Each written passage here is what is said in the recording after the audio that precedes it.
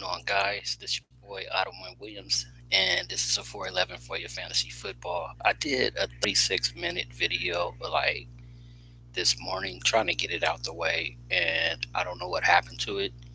Uh, the video editor that I'm using, for some reason, it just didn't work, and hopefully, this video is working. This is the first time I'm going live on YouTube, and um, if you in the chat, say something, say what's up. I guess we just go from here, and I'm just going to try to give you my core plays for Draftkings, Fanduel, and Yahoo. And, pretty much for this slate, I'm going to be heavy on the Sunday night game, Seattle Seahawks versus the Arizona Cardinals. That was added onto the slate after Las Vegas Traders and Tampa Bay Buccaneers.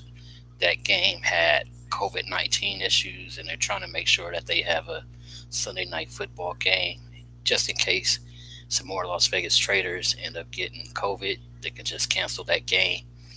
But yeah, this is my first live stream on YouTube due to that video that I made earlier. It was 36 minutes long. I never made a video that long. Normally I'm like within 10 to 20 minutes. But I felt like I should just make one for you guys and,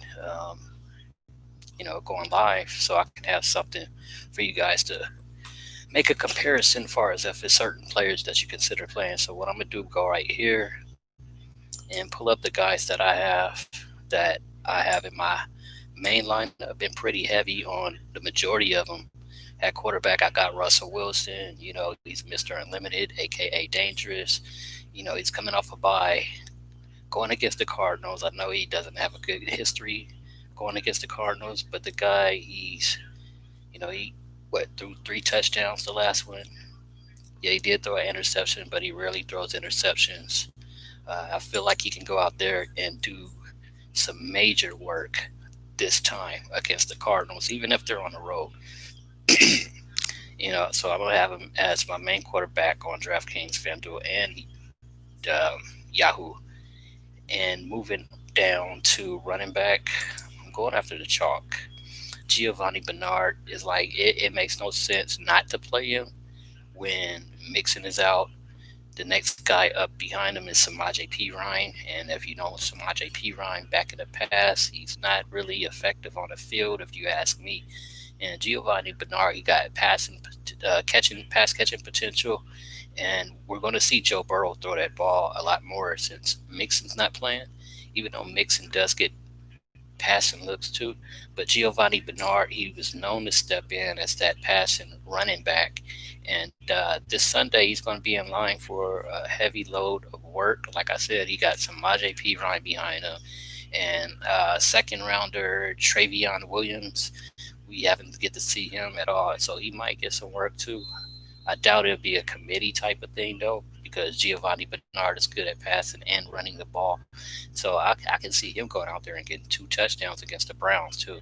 So he's going to be a lock. But now this is where it got difficult, because on DK, DraftKings, I can play Christian Kirk in my Russell Wilson, Seattle Seahawks, Arizona Cardinals stack, because he's cheaper. It allows me to build everywhere else that I'm trying to get to on DraftKings for my lineup, because that's an expensive stack, and that's why I'm treating different sites differently as far as the players that I'm stacking in that game. When I go on to FanDuel, I got enough room, enough money to play DeAndre Hopkins if he's healthy, because right now he got a Q-tag, dealing with an ankle, a lingering ankle that he's been dealing with for a while. But they're hopeful, air quotes, that he'll end up playing tomorrow. But if he doesn't, I'm just going to be more heavier on Christian Kirk. As far as on Yahoo, just like FanDuel, Yahoo allows me to have a type of budget that's more flexible spending. Yeah, so I'm able to play DeAndre Hopkins in that lineup. And so on Yahoo, Fanduel, Hopkins, Draftkings, Christian Kirk. Now, if you look at Hopkins' last game, he didn't do really good. He, what? Let's see. He only got 2 catches. I think he got more than 2 targets, but he only got 2 catches. He got 73 yards, but he didn't. Yeah, he had 8 targets. So he was still getting hampered with targets, is what I hear a lot. Most of that game, but he only got 73 receiving yards, no touchdown. So he did get 8.30 fantasy points, which is okay, but not for his price. When you're playing, say, on Yahoo, he's $37. You want him to get 3x. Well, anywhere. You want the player to get 3x if you're going to play him in your lineup. For you to at least cash, you need 3x from your players or your defense, or hopefully it even out some kind of way where you cash.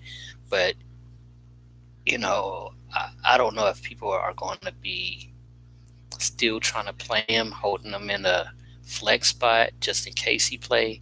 He might be under-owned even if he's starting because of those 8 targets last week and only 2 were completions. So I feel like that would be a good way to stack, and it might be a little bit more contrarian too because guys are jumping off of the Seahawks-Arizona game a little bit. It's still kind of chalky, but they're jumping off because of the prices. You got Wilson, Metcalf, Murray, Lockett, Kenyon Drake's not that expensive, but they're having difficulty trying to correlate all of those plays together. But what I'm going to do on different lineups, I think I'm going to probably play like 6, 7, maybe 8 lineups of that game and just stack in different ways with both quarterbacks. That way I get to have different parts of each side of the game, and hopefully, win a lot of money with that. But as far as with Christian Kirk, he did go out there and pick up where DeAndre Hopkins couldn't handle it. He caught 5 of 7 targets, got 78 yards.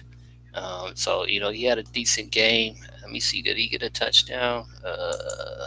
Let's see. Okay. Christian Kirk, where are you? Okay, that's not it.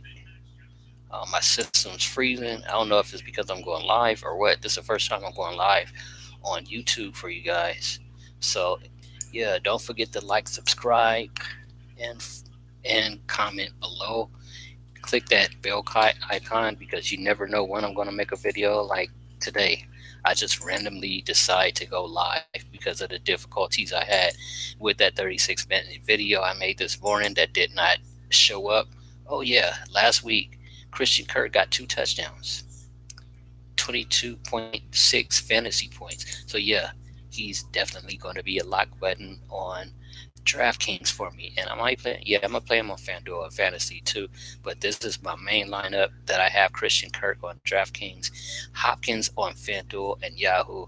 All right, moving on to my tight end. This guy is fairly chalky too. I know you're like, okay, some of these guys I'm saying is chalky, but that's okay because I can have maybe 2 guys that's like super contrarian. Even Russell Wilson's considered contrarian because you're paying up. He's the most expensive quarterback, and a lot of people are going to go to Kyler Murray instead of Russell Wilson because of his expensive price tag. But I'm risking my luck, talking about Mr. Unlimited right here. But like I said, as far as with tight end, I got David Njoku because Austin Hooper is out. Austin Hooper was my original guy at the beginning of the week that I wanted to play real bad. That was like one of the things that I had a priority is play Austin Hooper against Cincinnati Bengals because they've been giving up tight ends, touchdowns, and it just correlated really good with certain lineups that I had built, like for instance the one that I have with Joe Burrow, bringing it back with Austin Hooper. But since Austin Hooper's not there, I'm gonna play David Njoku, especially when it's rumors going around. But actually, it's not rumors. The man said on October 20th that he's requesting for a trade. So Cleveland Browns is likely going to try to showcase David Njoku, let teams see what he got. If he has a big performance that's going to help them far as trade value for draft picks, or say they want to buff up their defense or offense a little bit more, that's trade value right there. Now that they got Austin Hooper, so David Njoku, he's going to look good tomorrow, I feel, and probably score a touchdown on the Bengals because, like I said, they're giving it up to tight ends. He haven't did much this season so far. Look at his game log. The first game he only got first game he did good. He got 14 fantasy points where he got a touchdown. But week 5 and week 6 he got 1.6, 1.7. That right there is not really trade value. That's not really trade value. But the reason why he's not really making any impact because he's not getting those targets, those abilities to show what he has to offer. And I feel like this guy got a lot of potential after we saw how he played last year. Austin Hooper had a hell of a year or two. That's the reason why when he was a free agent, the Browns went after him. But David Njoku, I feel like he can get on a team and be very productive as a starter, a number 1 tight end for a team. So, yeah, that's what I have at tight end, David Njoku. Last but not least, this is another one where having to maneuver a little bit when it comes to Draftkings, Fanduel, and Yahoo. On Draftkings, I can play the Tampa Bay Buccaneers defense with the lineup construction that I got on my main lineup against the Las Vegas Traders that's dealing with COVID-19 issues with their offensive line. But say if they weren't, the way the Buccaneers played last week, they took down Aaron Rodgers and that offensive line like it wasn't nothing. So Las Vegas Traders offensive line can all start, and I'm still putting them in my main lineup.